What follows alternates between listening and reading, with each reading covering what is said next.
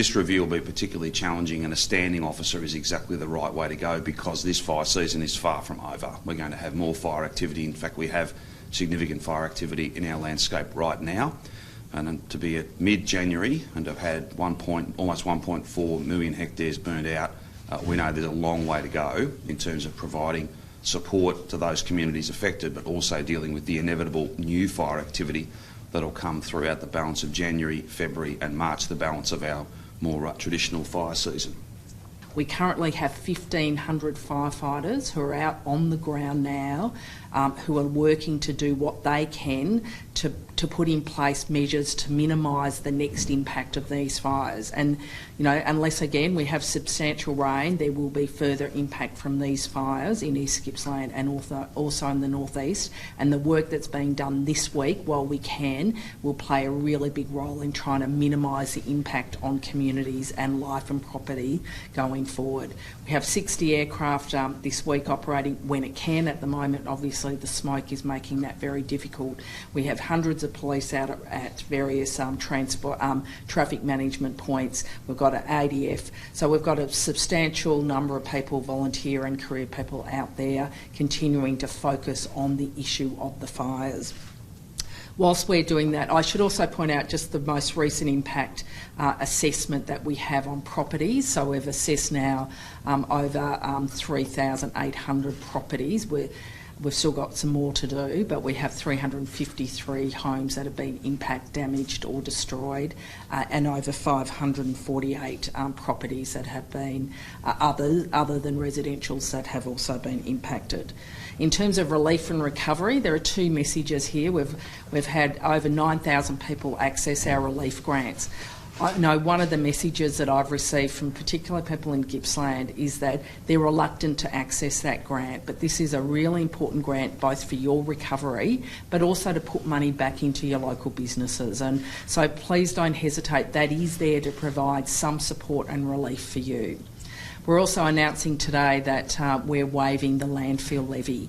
So anyone who has waste as a result of this bushfire, whether it's stock, it's fencing, it's your home, you will be able to access the landfill, get rid of this waste without cost. And again, I just encourage people, if you haven't already, make contact with a case manager. Make contact with that system, because they're going to be the ones who know exactly what support is available now, and as that changes and grows, as some of those longer term supports come into place, that case manager will be able to support you in making sure you're getting what you need as a local community. And I'll just give you that number again. So case managers, 1800 560 760. So don't hesitate to reach out. They will provide you with both that sort of physical and mental health support as well as financial support along the way. Roads are a really big issue for people. So our number one priority is the Princess Highway. There is a lot of work to be done here. We're opening it stage by stage, but it is a critical part of the work that's being done by the ADF and Forest Fire Management and some of our Vic Forest contractors as well. So we are working as quickly as we can to be able to get that road open, particularly to Mallacoota. I had a conversation just a couple of days ago with the Prime Minister about a couple of different things. One of them was the Royal Commission. This is Sunday morning, I think it was, and he's still working through exactly what sort of inquiry he prefers, and he's got to go through his own cabinet process, and he was clear with me about that.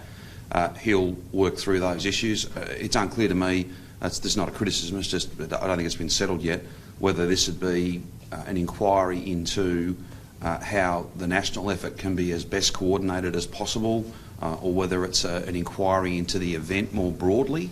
I made it clear to him that IGEM was the way we were going to go forward, and as Lisa has said, Tony's got a wealth of experience over many decades, but most recently he's had a very close look at a couple of very significant fires, one that started as a planned burn, and of course White River being the other example, Hazelwood, the list goes on. I think thunderstorm asthma as well, he had a very close look into that as well. So he's got the experience and the understanding and the status, if you like, in our emergency services system to be the right person for this. It's unclear to me, again, I'm not making a criticism, I don't think it's been settled exactly what a federal inquiry will look at, but I have a commitment from the Prime Minister, further consultation and trying to work together as best we can on that. And have you discussed with him the need for climate change action? The Prime Minister and I have not had a climate change discussion. He knows my views on those matters very well. We are proud to say we have the most comprehensive and aggressive renewable energy agenda, and we do that for a number of reasons. One is the planet. The other one, of course, is more supply means more downward pressure on prices, and that's better for households and businesses.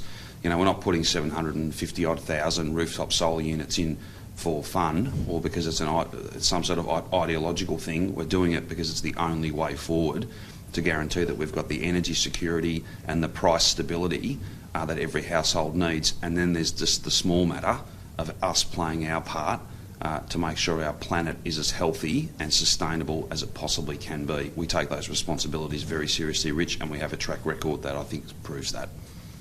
Yeah, so it is where we've got these watch and acts at the moment. So that's the Abbey Yard fire, so into the Buckland Valley. It's been some really good work done by our firefighters there, FFM Vic, CFA, and also we've got some of the United States and Canadians working up in that part of the state at the moment.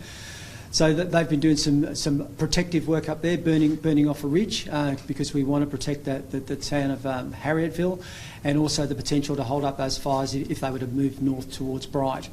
So, but around that Abbey Yard fire, we've also got the other watch and acts in place. So again, some protective work being done by firefighters.